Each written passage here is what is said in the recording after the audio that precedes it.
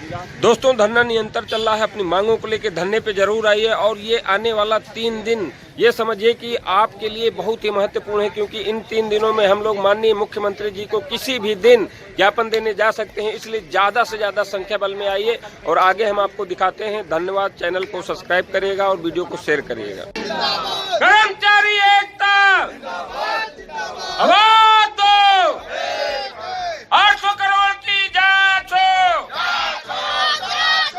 नहीं डरेंगे हुड़की से, नहीं डरेंगे हुड़की से।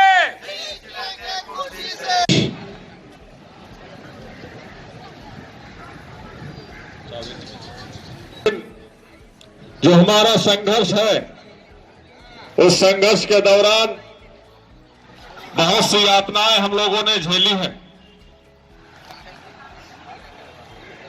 इस तरह की कड़कड़ाती ठंड में हम लोग खुले आसमान के नीचे बैठे, बारिश, ओले और बीच में जो भी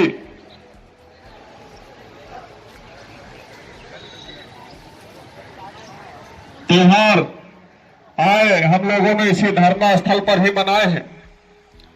लेकिन आप लोग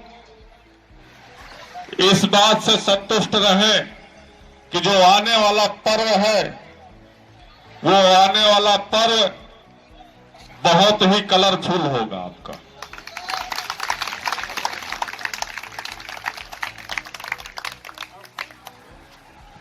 क्योंकि जो हम लोगों ने ऐलान किया है कान फूंक योजना में, हम लोग माननीय मुख्यमंत्री आवास महोदय जी को ज्ञापन सौंपने के लिए जाएंगे और जरूर जाएंगे। अगर सरकार हमारी मांगों को नहीं सुनती है, शासन में बैठे हुए उच्च अधिकारी हमारी मांगों को नहीं सुनते हैं,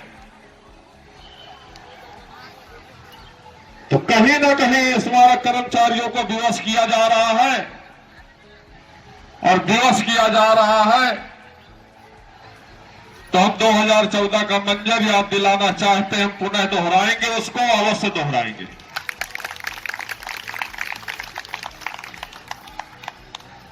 आज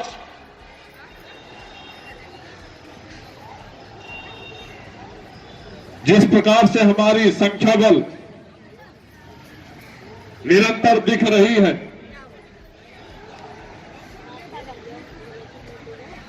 यह बहुत ही अच्छा प्रतीत होता है कि स्मारक समिति के कर्मचारी जगे हुए हैं। क्योंकि जो 3 दिवसीय अवकाश पड़ गया बीच में, उस अवकाश को भी ध्यान में रखते हुए हमारे कर्मचारी साथी अपने जनपदों के लिए नहीं गए, परिवारों के बीच नहीं गए, क्योंकि सबसे पहले उनकी प्रमुखता है मांग पूरी होनी चाहिए। जब मांग पूरी होगी तभी परिवार चलेगा। इसलिए आप सभी का धन्यवाद करता हूं और आने वाले समय के लिए आप लोगों को संदेश देना चाहता हूं कि एक मैसेज जो प्रसारित किया जाएगा, उस मैसेज पर जो समय, स्थान, बाकी लोगों को तो कान फूंक योजना के तहत पता ही है, लेकिन जो मैसेज के माध्यम से दिया जाएगा, उसके अगले से 1-1.5 घंटे के अंदर आपको माननीय मुख्यमंत्री महोदय आवास पहुंचना है। हम बताएंगे माननीय जी को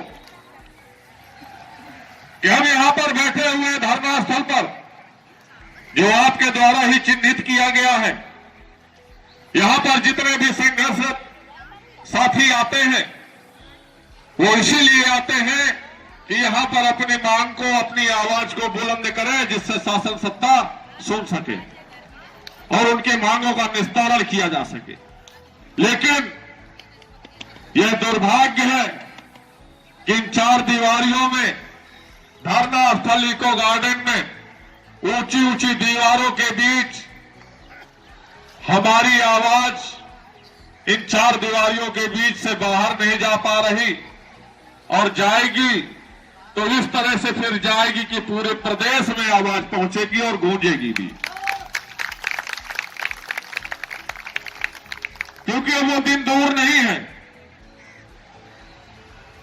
उस समय भी नजदीक आ रहा है और अधिसूचना जारी होने से पहले ही हम लोग जो है माननीय मुख्यमंत्री महोदय जी के आवास जाएंगे। पता चलना चाहिए प्रदेश की जनता को, क्योंकि प्रदेश की जनता तो यह जानती है कि प्रदेश की जनता बहुत खुश है। प्रदेश की जनता में हमारे स्मारक समिति के भी कर्मचारीगण आते हैं। माननीय मुख्यमंत्री महोदय जी के आवास से 3-4 किलोमीटर के दायरे में हमारे स्मारक समिति के कर्मचारी बैठे हुए हैं और इस आस लगा करके बैठे हुए हैं कि स्मारक समिति के कर्मचारी पूर्ण निष्ठा व ईमानदारी के साथ अपने पदी दायित्वों का निर्वहन भी करता है और जहां भी शासन में बैठे उच्च अधिकारियों के द्वारा निर्देशित किया जाता है वहां का हर कार्य सुगमता पूर्वक संचालन करते हैं। केवल स्मारक समिति के कर्मचारियों को यूज किया जाता है, चाहे वो G20 सम्मेलन हो, चाहे निर्वाचन का BLO जैसा महत्वपूर्ण कार्य हो, चाहे वो प्रधानमंत्री जी के आगमन में हो या महामहिम राष्ट्रपति महोदया जी के आगमन में हो, अगर जरूरत पड़ती है तो सिर्फ स्मारक समिति के कर्मचारियों को यूज किया जाता है और जब लाभ देने की बारी आती है तो स्मारक समिति के कर्मचारियों की तरफ ध्यान आकर्षित नहीं किया जाता है। हम ध्यान आकर्षित कराएंगे माननीय जी का और इस तरह से कराएंगे उसी दिन आपकी सारी की सारी मांगे पूरी भी हो जाएंगी।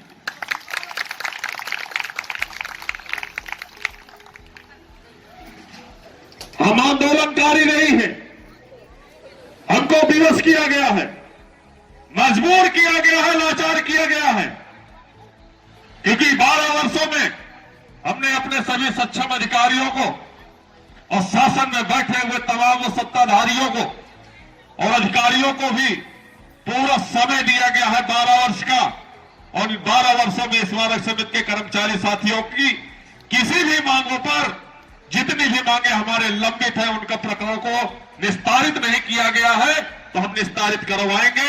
और कैसे करवाएंगे? माननीय मुख्यमंत्री महोदय जी के आवास जाकर हम बताएंगे अपनी दर्द पीड़ा को कि आपके द्वारा बजट दिया जा रहा है और बजट दिया जा रहा है तो दिया क्यों नहीं जा रहा है? ऐसे कौन से दोषी अधिकारी हैं जो आपकी छवि को धूमिल करना चाहते हैं? प्रदेश के तमाम 75 जिलों से हमारे स्मारक समिति में कर्मचारी आए हुए हैं।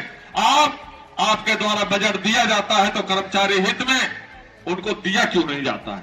पूछा जाए उन अधिकारियों से, उन भ्रष्ट अधिकारियों से पूछा जाए जिनके सामने से हमारी फाइलें गुजरती हैं और उनके कानों में जू तक नहीं रेंगती है।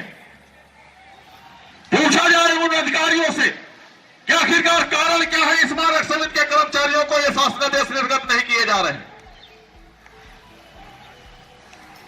पूछा जाए उनसे कि हमारे द्वारा बजट दिया जा रहा है तो क्यों नहीं दिया गया, हर वर्ष वापस कर दिया जाता है।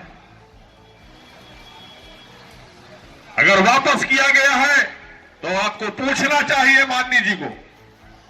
माननीय जी ने नहीं पूछा तो कहीं ना कहीं प्रश्न चिन्ह भी खड़ा होता है कि आपने सिर्फ कहीं दिखावे के लिए तो बजट नहीं दिया है प्रदेश की जनता को कि स्मारक समिति के कर्मचारियों को हर वर्ष हमारे द्वारा बजट तो दिया जा रहा है। प्रदेश की जनता को लुभाने के लिए स्मारक समिति कर्मचारियों को अगर बजट दिया जाता है तो गलत है। अगर देने के लिए दिया जाता है तो मैं माननीय जी से निवेदन करूंगा और स्मारक समिति कर्मचारियों की तरफ से सादर प्रणाम भी करता हूं कि हमारी मांगों को ध्यान आकर्षित करते हुए संबंधित अधिकारियों को निर्देशित करें और तत्काल प्रभाव से हमारे शासनादेश निर्गत किए जाए। जो जन सैलाब यहाँ इको गार्डन धरना स्थल पर दिखाई देता है इससे कहीं गुना ज्यादा माननीय मुख्यमंत्री महोदय जी के आवास पर दिखाई देगा।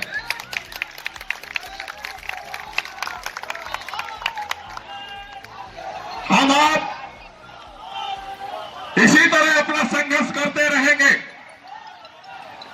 और इन संघर्षों के दौरान चाहे जितनी भी परेशानियां आएंगी उन परिस्थितियों का सामना करते हुए हमारे कदम सिर्फ आगे को ही बढ़ेंगे, पीछे पीछे हटने वाले हम नहीं हैं।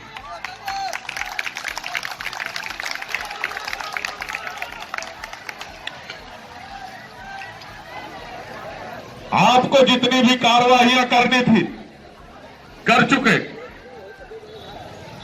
आपको निलंबित करना था कर दिया, वेतन बाधित करने थे कर दिए, नोएडा बादलपुर संबद्ध करना था कर दिया, रोड एक्सीडेंट करवाना था करवा लिया, गाड़ी भी उठवानी थी हमारी पर्सनल उसको भी उठवा लिया।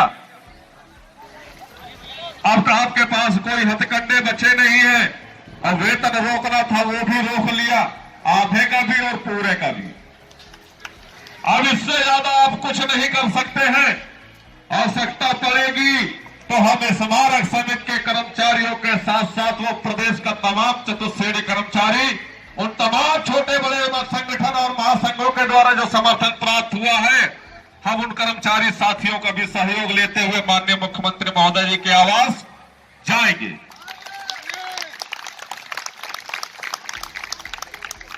आप सभी तैयार रहेंगे और अगर कोई सुनने आता है तो सुनने में ध्यान आकर्षित करे। और ये लोग तो सब पीछे बैठ जाते, मुझे दिखते भी नहीं है, बार बार घूमना पड़ता है। साथियों, हम आप सभी उसी बैनर तले बैठे हैं 83 दिनों से कि हमें आश्वासन नहीं शासनादेश चाहिए। यह सत्य है, हम आश्वासन नहीं और शासनादेश लेकर ही उठेंगे यहां से। उससे पहले हमारा धरना समाप्त होने वाला नहीं है। अगर अधिसूचना भी जारी हो जाती है तो उस स्थिति में हम अधिसूचना समाप्त होने के बाद तुरंत डेट सुनिश्चित करते हुए पुनः धरना प्रदर्शन करेंगे। फिर किसी भी सूरत में हम आप पीछे हटने वाले नहीं हैं और न हटेंगे न डरेंगे। हम अपना हक लेकर के रहेंगे। हम उन भ्रष्ट अधिकारियों को अपने वेतन से की गई 10% की कटौती इस तरीके से आसानी से हजम नहीं करने देंगे जब तक वो पैसा हमारे खाते खुलवाकर हमारे खातों में नहीं जमा करवा दिया जाता है। वो पैसा है तो हमारे खातों में पैसा जमा करवाया जाए, और नहीं है तो दोषी अधिकारियों को जांच करते हुए इनको जेल की काल कोठरियों में डालकर इनकी आय से अधिक संपत्तियों की जांच करवाई जाए। यदि दोषी पाए जाते हैं, इस 800 करोड़ के गबन से संपत्ति अगर बनाई है, तो इनको नीलाम करते हुए स्मारक समिति के कर्मचारियों में कोष जमा कराकर खाते खुलवा करके उसकी भरपाई कराई जाए।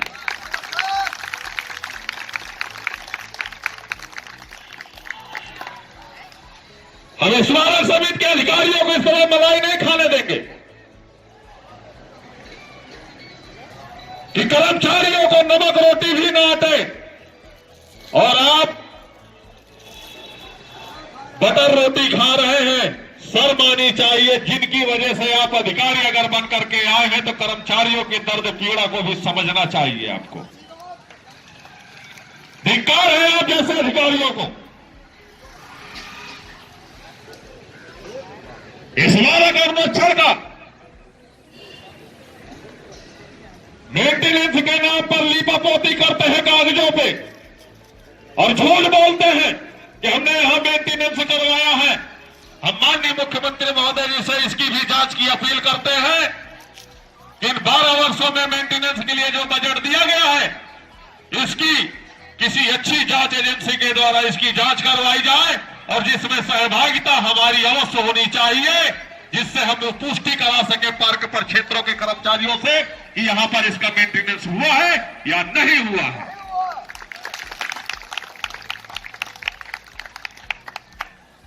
साथियों,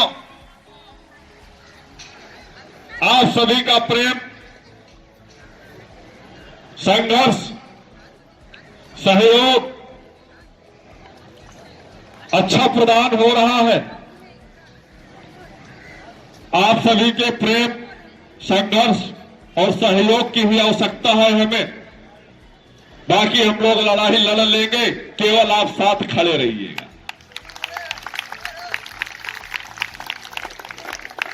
आप इस चीज से कतई कभी घबराना नहीं कि 83 दिन हो गए अभी तक कुछ नहीं हुआ।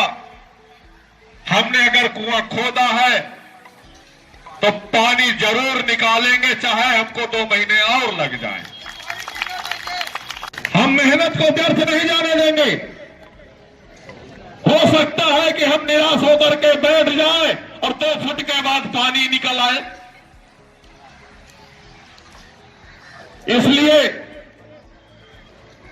अपने संघर्ष को जारी रखना है और आने वाले समय में स्मारक समिति में हो रहे भ्रष्टाचार, उत्पीड़न,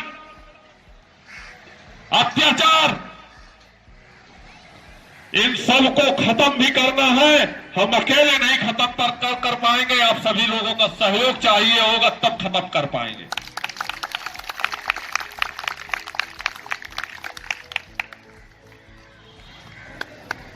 जो अधिकारी हमारे ये समझते हैं, अभद्र भाषाओं का प्रयोग करते हैं कर्मचारी साथियों के साथ, महिला कर्मचारियों के साथ, किसी को कुछ भी बोल देते हैं, शर्म नहीं आती है उनको।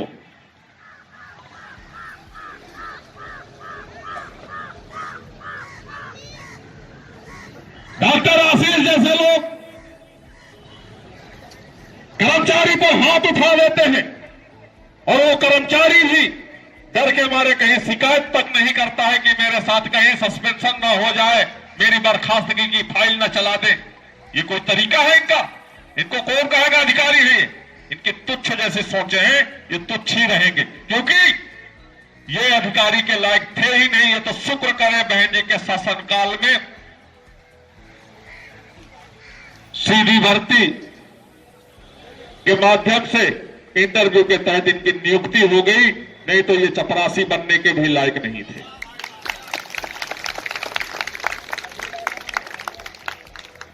ये फैक्ट्रियों में काम करने वाले लोग हैं। ये हमारे कर्मचारियों की बाइलाज को क्या समझेंगे? मुझे कई शिकायतें मिलती हैं।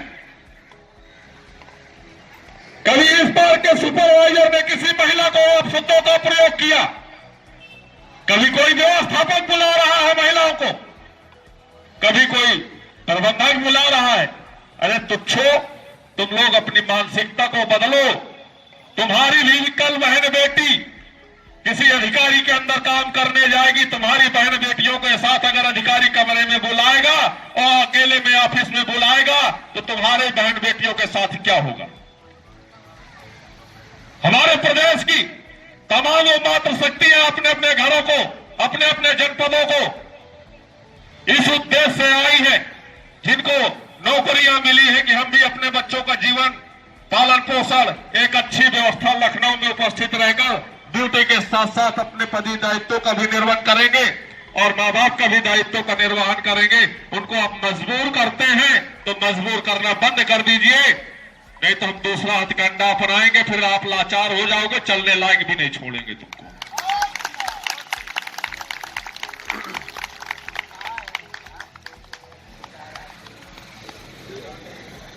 हम आप सभी स्मारक समिति की मात्र शक्तियों से और अभी अपने सभी साथियों से अनुरोध करूंगा, निवेदन करूंगा, करबद्ध प्रार्थना करूंगा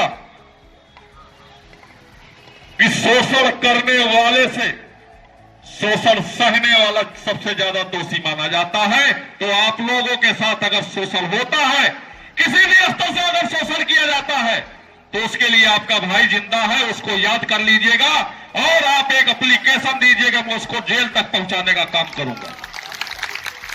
लेकिन आपको डर कर नौकरी नहीं करनी है, किसी भी अधिकारी के द्वारा अगर गलत शब्दों का प्रयोग किया जाता है तो उन स्थितियों में आप जिन शब्दों का प्रयोग किया गया है उसको आप स्पष्ट रूप से लिख करके दीजिएगा। हम चल करके थाने में एफआईआर दर्ज करवाएंगे और जेल भिजवाएंगे उसको।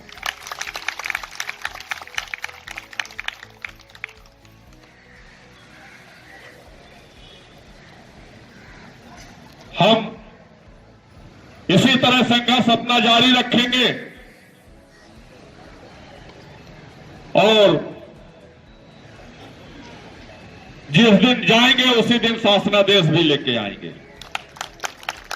उसके लिए कुछ भी करना पड़े। अरे 2014 में भी लाठियां खाई थी, रबर बुलेट चले थे, आंसू गोले चले थे, कई घंटे तक लखनऊ की यातायात व्यवस्थाएं बाधित रही। हम भी जख्मी हुए, सिपाही भी जख्मी हुए थे। हम तो माननीय मुख्यमंत्री महोदय जी के आवास पर प्रार्थना करने जा रहे हैं। इस वार्ड समिति में हो रहे भ्रष्टाचार की सच्चाई बताने जा रहे हैं। हम अपने भ्रष्ट अधिकारियों की पोल खोलने जा रहे हैं। हम सच्चाई बताने के लिए जा रहे हैं कि हमारे स्मारक समिति के अधिकारियों ने कर्मचारी हितों में 1% का काम नहीं किया है। अगर किया है तो सिर्फ कागजों में मेंटेनेंस का घोटाला किया है।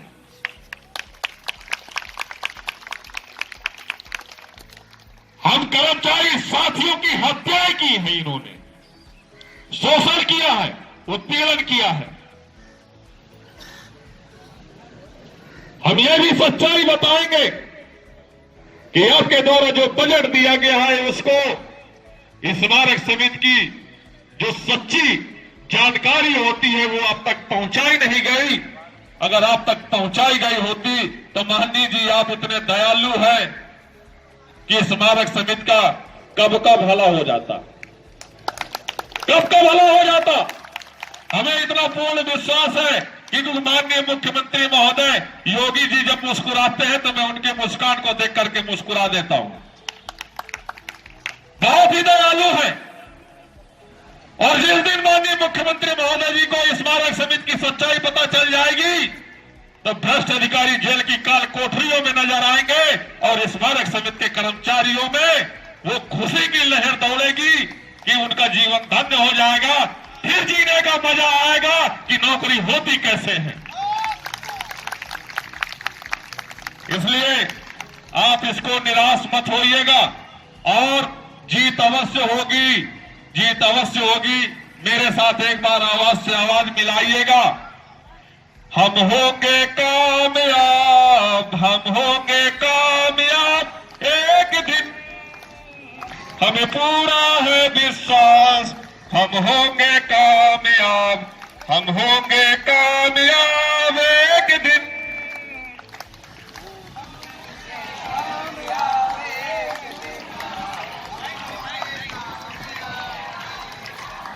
हम होंगे कामयाब, हम होंगे कामयाब एक दिन, हमें पूरा है विश्वास।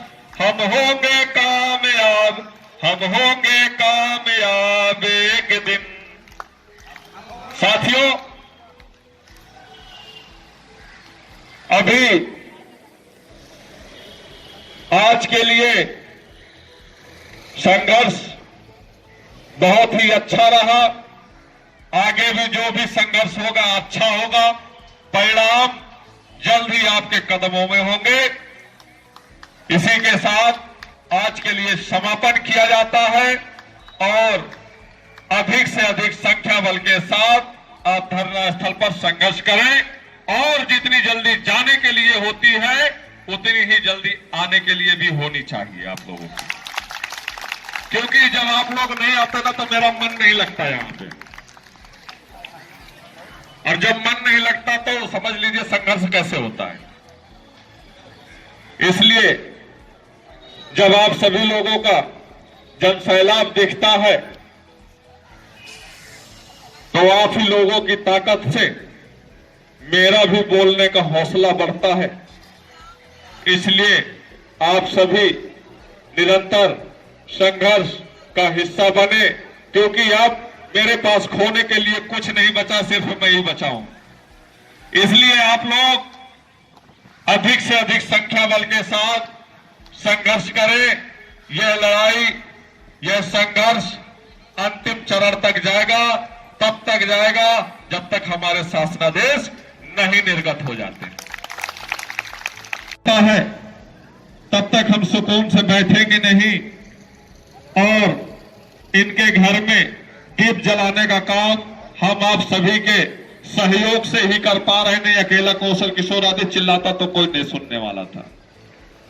इसलिए आप सभी लोग संघर्ष करें और संघर्ष का हिस्सा बने। आज इनके साथ है, कल किसी और के साथ भी हो सकता है, लेकिन परमात्मा से मैं दुआ करूंगा कि ऐसी स्थितियां किसी पर ना आए। एक बार आर पार की लड़ाई लड़ लीजिए। जब आदमी माइंड से फ्री हो जाता है तो उसके सारे रोग दुख दूर हो जाते हैं, क्योंकि सारी परेशानियां और सारी बीमारियां यहां से शुरू होती है और यहां से खत्म हो जाती है।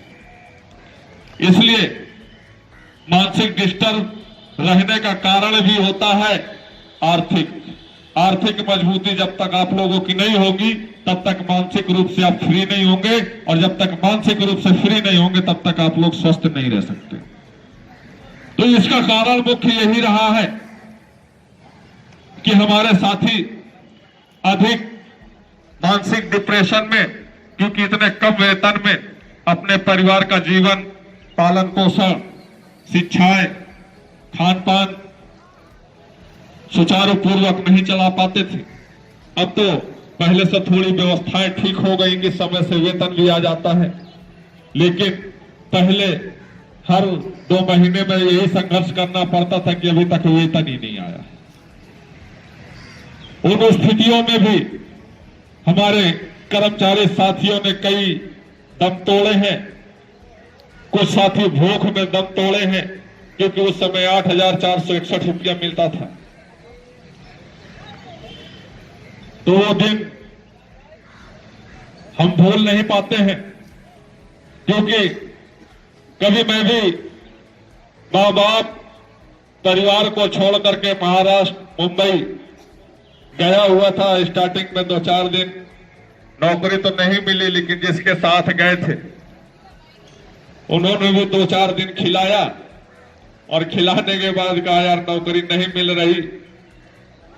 तो हमने जानते हो क्या खा करके जीवन यापन किया था। कुछ दिन वड़ा पाव भी नहीं मिलता था, केवल पाव खा लिया करते थे वो पानी में भिगोकर। 1 महीने सिलसिला चलता रहा, सिलसिला चला। उसी के दौरान